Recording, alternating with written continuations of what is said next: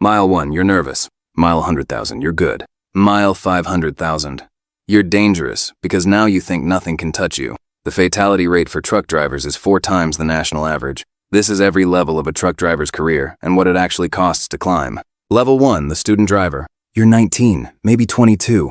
You paid $3,500 to $8,000 at a private CDL school. Or you signed a company-sponsored program that covers tuition in exchange for 1 year of your life. You didn't read the contract carefully. Nobody does at 19. The reimbursement clause is on page 6. If you quit before 12 months, you owe the full amount back. Some carriers charge interest.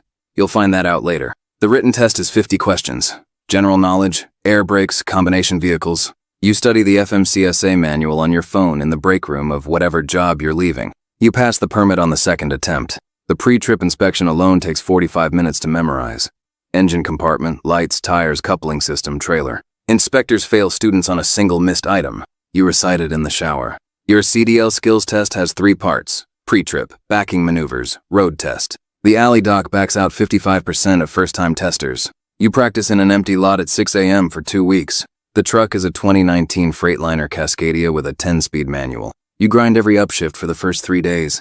The trainer, a guy named Dale, says nothing. He just stares out the window. On day 4, you find the gear. On day 7, Dale nods once. That's the closest thing to praise you'll get for the next 6 months. You pass the CDL test on a Tuesday, Class A. The laminated card feels significant. You have no idea yet what it actually costs to use it. The BLS median wage for heavy truck drivers is $54,320 a year. The bottom 10% earns $33,870. You're about to spend 12 months earning somewhere in the middle of those two numbers while someone else controls every hour of your day. Level 2, the company driver. You're 23. You took the job at a major carrier because they offered $0.52 per mile and a sign-on bonus of $2,500. The bonus pays out in installments over 12 months. You won't see the last check. You'll understand why in about 8 months. The first assignment is team driving. You and a stranger named Phil share a sleeper cab the size of a walk-in closet. Phil snores. Phil also has opinions about the thermostat. You drive while Phil sleeps. Phil drives while you try to sleep in a bunk that vibrates at 68 miles per hour on an Ohio interstate at 3 a.m.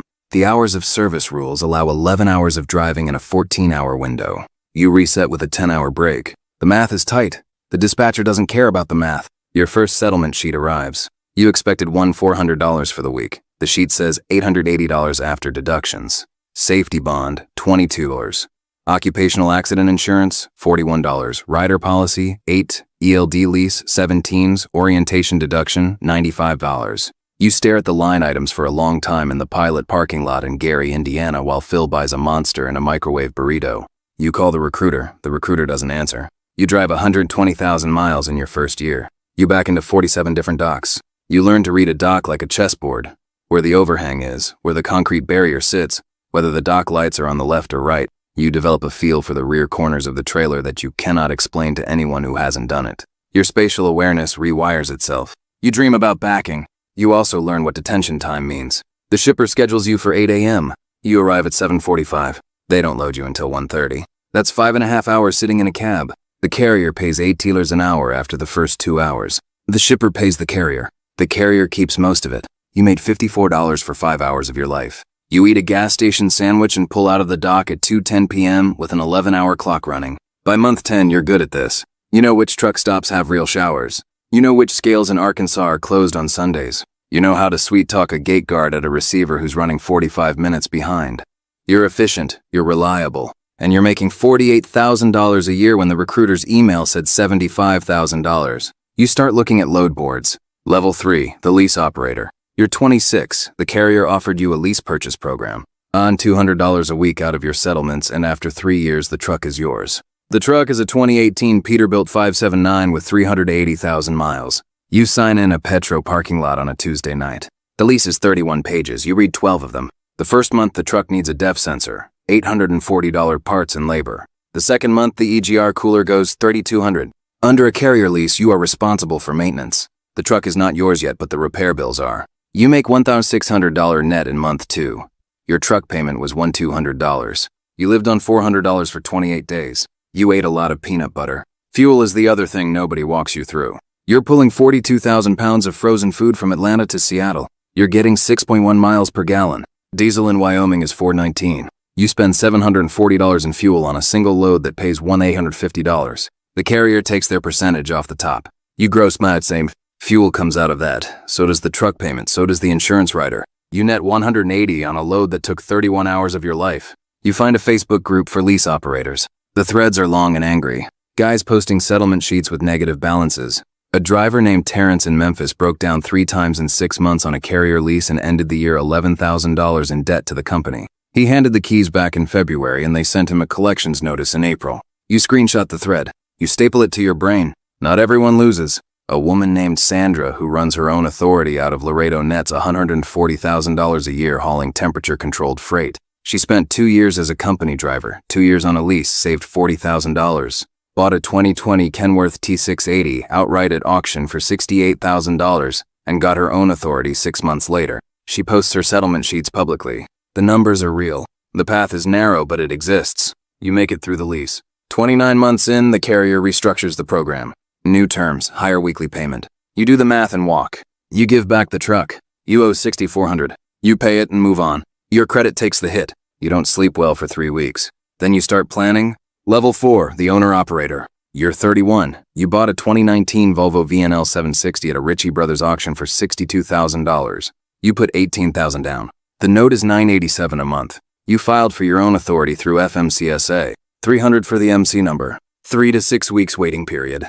You bought cargo insurance, $1,800 a year minimum. Bobtail insurance, $600 a year. Physical damage coverage, $3,200 a year. General liability, $750 a year. You're spending $540 a month on insurance before you turn the key. You run your first load under your own authority on a Wednesday in March.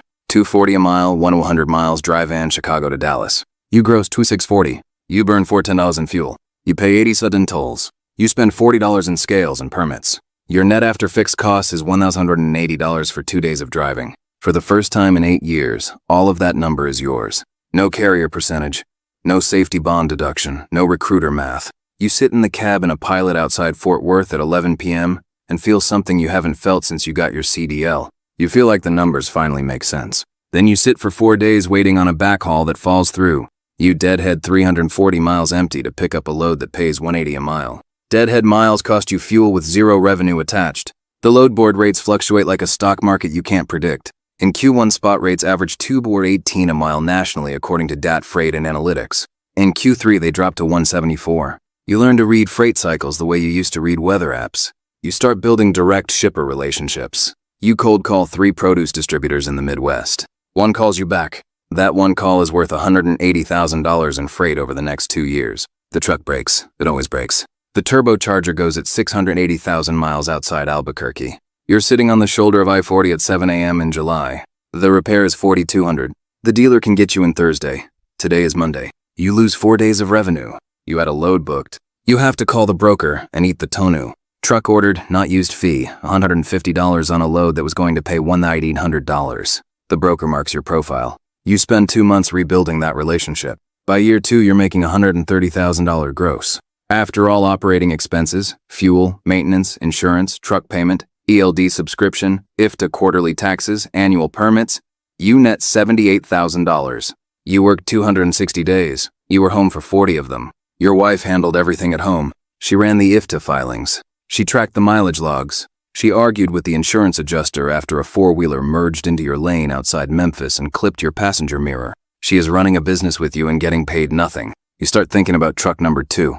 Level 5, the small fleet. You're 37, you have 3 trucks. You are driving one of them. Your brother-in-law is driving one. A guy named Curtis from your old carrier days is driving the third under a lease-on arrangement. You are now a dispatcher, an accountant, a safety manager, a recruiter, and occasionally a mechanic. You have not had a full weekend since March.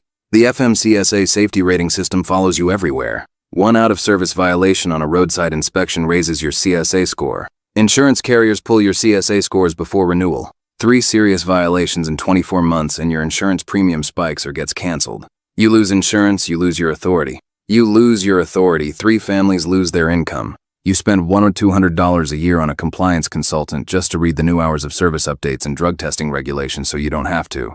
Curtis rear-ends a Ford F-150 at a way station entrance in Kentucky doing 9 miles per hour. Nobody is hurt. The bumper damage is $1,800.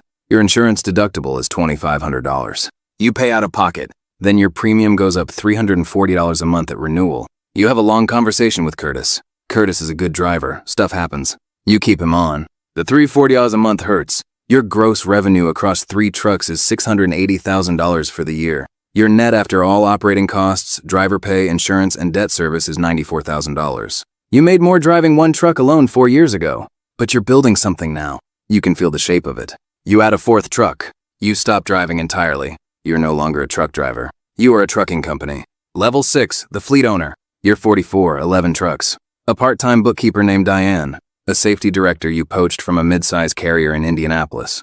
A dedicated contract with a regional food distributor that guarantees 60 loads a month at negotiated rates. You have moved off the spot market almost entirely. Spot market rates swung 40% between 2022 and 2024. Your dedicated contract swings 4%. You sleep better. The American Trucking Association estimates the industry needs 82,000 additional drivers right now. By 2031, that number climbs to 160,000. The average age of a commercial driver in the United States is 46. Your best driver, a woman named Gail who has run 1.4 million accident-free miles, is 59. You are already thinking about who replaces her. Recruiting is now your most expensive problem. You spend $4,200 per hire on average between job board fees, orientation costs, and the first 30 days of lower productivity while a new driver learns your freight lanes.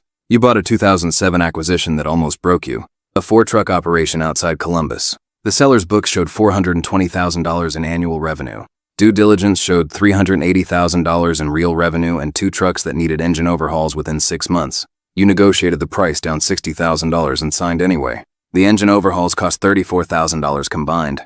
You were right about the trucks. You were right about the price. You were almost wrong about the timing. Cash flow in month 3 of the acquisition got tight enough that you personally guaranteed a $90,000 line of credit against the house. Your wife signed the document without flinching. You didn't sleep for a week. By year 2 of the acquisition, the combined operation runs $1.1 million in gross revenue.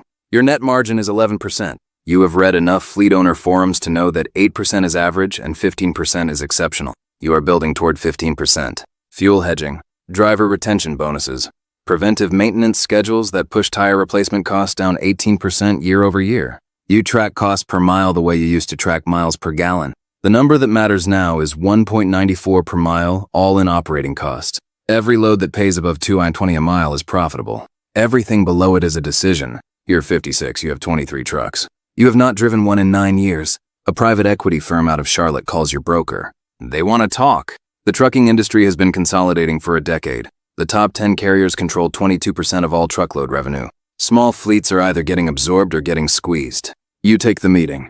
The number they put on the table is $4.1 million for the fleet, the contracts, the authority, and the brand. You counter at 4.8. You settle at 4.4. You shake hands in a conference room on a Thursday. The guy across the table is 38. He has an MBA and has never backed a trailer. He is about to own 23 trucks he cannot drive. You are about to own nothing but time. The wire hits on a Friday. You sit in your car in the parking garage for 20 minutes before you start the engine. You think about the CDL test. The alley dock that washed out 55% of first-timers. The trainer named Dale who nodded once on day 7. The settlement sheet in the Gary, Indiana pilot parking lot. The turbocharger on I-40. The $6,400 you owed when you handed back the lease truck. The document you and your wife signed against the house. The 1.4 million miles Gail ran without an accident, and the retirement party you threw her last April in the warehouse. The BLS reports 3.5 million commercial drivers in America. They move 72.5% of all freight in the country by tonnage. Every distribution center, every hospital supply room, every grocery shelf in every city depends on someone sitting in a cab at 3 a.m., making the math work. The industry had 330 fatal crashes per billion vehicle miles traveled in 2022. Some of those drivers were 19 and nervous. Some were 500,000 miles in and thought nothing could touch them. You started with a permit and a grinder named Dale who wouldn't talk. You end with a wire transfer and a parking garage and 20 minutes of silence. The trucks are someone else's problem now. The road stays the same.